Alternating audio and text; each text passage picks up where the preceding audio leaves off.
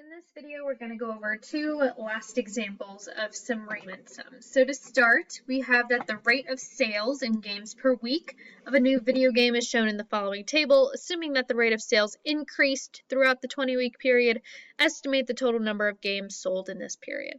So first off, up to this point, we'd only been using these with velocities. It doesn't have to just be velocity. It can be absolutely any rate you want. So since we're given a rate of sales, that's perfectly fine. We can still finding the area underneath of that function is going to give us essentially the total amount of games sold. So if it's a rate of sales, it's going to tell us about the total amount of sales. Whereas if you think about velocity as a change in, distance per time, that gives you the total distance.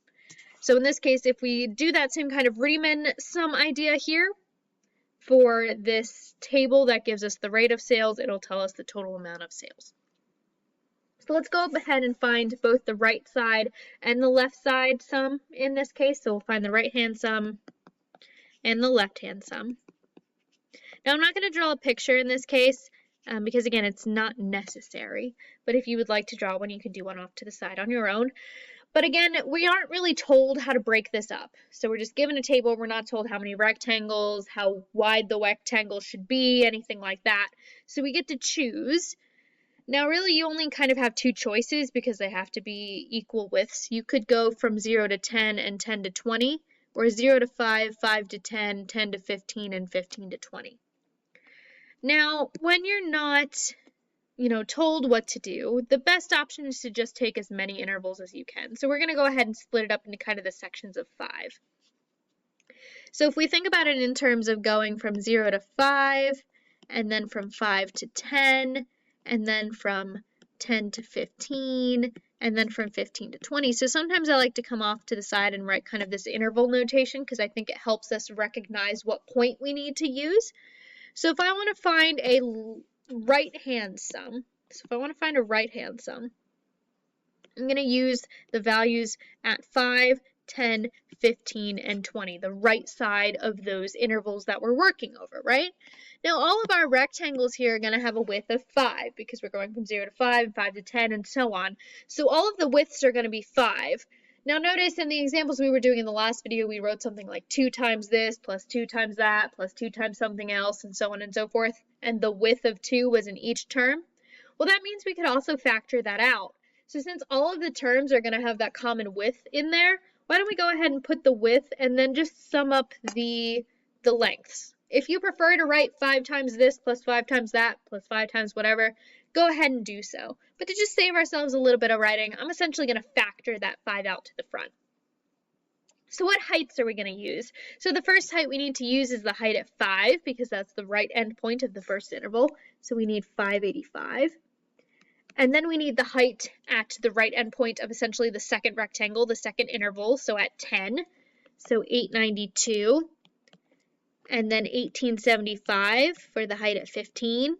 And then the height at 20 of 2350. At that point, you just, of course, plug it into your calculator. You'll get 28,510 games. So our right-hand sum estimates 28,510 games were sold over this 20-week period. What if we look at the left-hand sum now? So we're still using the same interval, 0 to 5, 5 to 10, and so on, but now we're using essentially the y values associated with the left endpoint, so 0, 5, 10, and 15. Now, similarly to the last one, the widths are all going to be the same. They're all going to be 5. So we can just write 5 on the outside and then just sum up the lengths. So the length at 0 is 0, and then the length at 5 is 585, and then at 10 is 892, and then at 15 is 1875. If you put that in a calculator, you'll get 16,760 games. Now again, usually you don't have to find both of these. So if we're not required to find both of these, that's fine. You can find one or the other. But if you think about this, that's a pretty decent gap between 16,000 and 28,000. So is there a way that we could get a slightly better estimate? Because that's a pretty decent gap to try to bridge there. So we actually have one final thing we can do to get the best estimate. And the best estimate we can do in this case is to essentially average the right-hand side and the left-hand side sums. So we're going to take those two values, the one from the right-hand sum and the one from the left-hand sum. We're going to go ahead and average them. So if we average them, we're going to get 22,635 games, which is the kind of best estimate we can give with the information we're given. So I will say, in terms of your homework on Wiley, it most likely will want you to find both and average the two. That's usually what they're looking for if they don't specify, because that is the best estimate we can do. So if we move on to one last example here, now this one's going to be slightly different because notice we're not given a table. So we're not given a table here. And we're going to do three separate cases. Well, we're going to do the first two full out, and then we're just going to talk about the third one. So we have if t is an hour since the start of a 20-hour period, so we're essentially going from 0 to 20, a bacteria population increases at a rate of 3 plus 0.1 t squared is our function. Make an underestimate for the total change in the number of bacteria over this period. So one thing we're going to need to do eventually is figure out whether the underestimation is going to be a left-hand or a right-hand sum. So again, in general, with Wiley, with your book, they usually go underestimation, overestimation. I personally will always write left or right. But here we're going to have to find it. We'll find that in a second. So let's write out a couple things. So we're on a 20-hour period. So we're essentially going over the entire interval 0 to 20. Now some notation here. So we kind of make a very kind of side note over here. If you see delta t or delta x or delta whatever variable you're working over, this is going to be the width of the rectangles that they want. If you see n, this is going to be the number of rectangles. So especially for your homework in Wiley, if you see n, it's for number of rectangles, and delta t, delta x will be the width of the rectangles that you're taking. So in this case, we're told to do this in essentially three different ways. The first thing, we're going to take the rectangles to have a width of 4, and then a width of 2, and then a width of 1. So first thing, let me take a second to figure out how many rectangles that would be. So if I'm going over a total interval of 0 to 20 and I'm breaking it up into essentially pieces that have width 4. So I'm going from 0 to 4, 4 to 8, 8 to 12, 12 to 16, 16 to 20. That's going to give me 5 rectangles. You can also think about it as the total distance of 20 divided by the width of the rectangles. It's going to give you the number of rectangles. Likewise, the total distance divided by the number of rectangles will give you the width. So it kind of works both ways. And then if we change our width to 10, now we've got 10 rectangles. And if our width is 1, we're going to have 20 rectangles, which is why this one we're just going to talk about. We're not going to find that one out fully because it's a bit too tedious. But we're going to need to know the values of this function. So even though we're not given a table, I'm going to go ahead and find one because we're going to need the values. And I think putting them in a table is a very nice way to kind of represent them. So we're going to need to find, multiples of 4 and multiples of 2. So we're going to need to find, for the first example, we're going to need to find 0, 4, 8, 12, 16, and 20. And for the second example, we're going to need 0, 2, 4, 6, 8, 10, 12, 14, 16, 18, 20. So since I need multiples of 2 and 4, and multiples of 4 are also multiples of 2, let's just go ahead and make this table all of the values, multiples of 2. So 0, 2, 4, 6, 8, 10, 12, 14, 16, 18, and 20. We might not need all of these values, but let's go ahead and find them. Now, for the sake of time, I'm just going to go ahead and tell you what these are, but note that we're essentially just plugging those t values into the function that we're given. So we'll get 3 if we plug in 2, 3.4, 4.6, 6.6, 9.4, 13, 17.4, 22.6, 28.6, 35.4, and 43. So go ahead and pause this really quick if you need to get those down. But now we need to figure out, we're asked for an underestimate. So we need to figure out whether that's the right-hand side or the left-hand side. Notice that these values are increasing. So since the values are increasing, we have some kind of increasing function. So if we want to underestimate, we're going to want a left-hand side sum. So since the values are increasing, we want a left-hand side for an underestimate.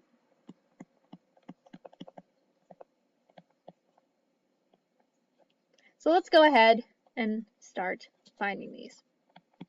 So the first one, we're told that delta t equals 4.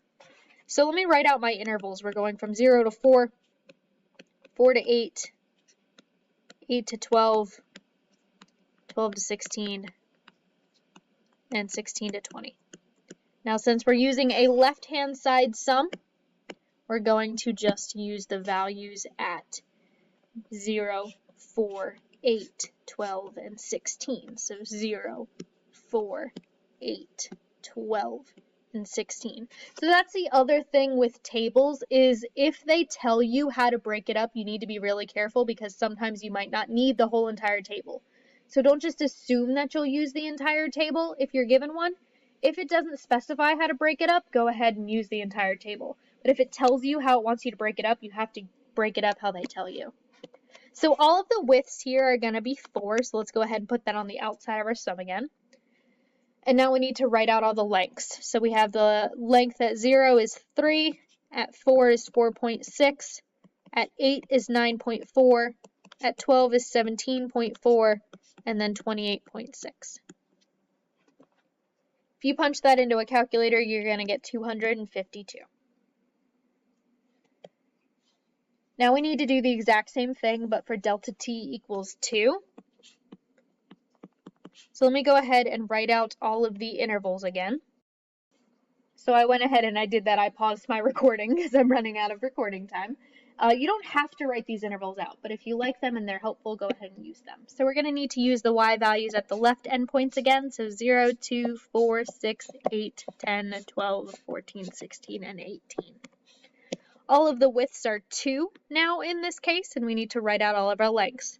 So 3, 3.4, 4.6, 6.6, 9.4, 13, 17.4, 22.6, 28.6, and 35.4. So essentially all of these kind of first values except the value at 20 on this table.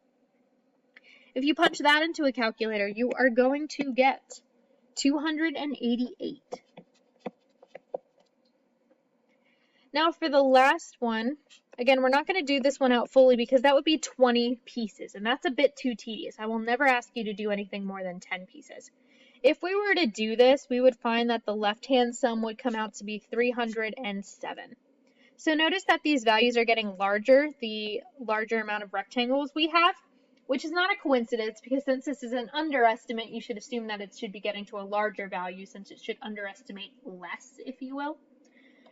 The actual area, if you're curious, is 326.67. So notice that the first one we calculated, 252, is almost 100 off, almost a little less than that. And the smaller we made our intervals, the smaller we made our rectangles, the smaller we made our widths, the better the estimation. So that's essentially what we're going to build up to in 5.2, is this idea of creating an estimate that has more and more rectangles without us actually having to calculate that many rectangles. So we're going to build up to that in the next section. But at this point, we're done 5.1. If you have any questions, feel free to let me know, send me an email, and we can talk about it.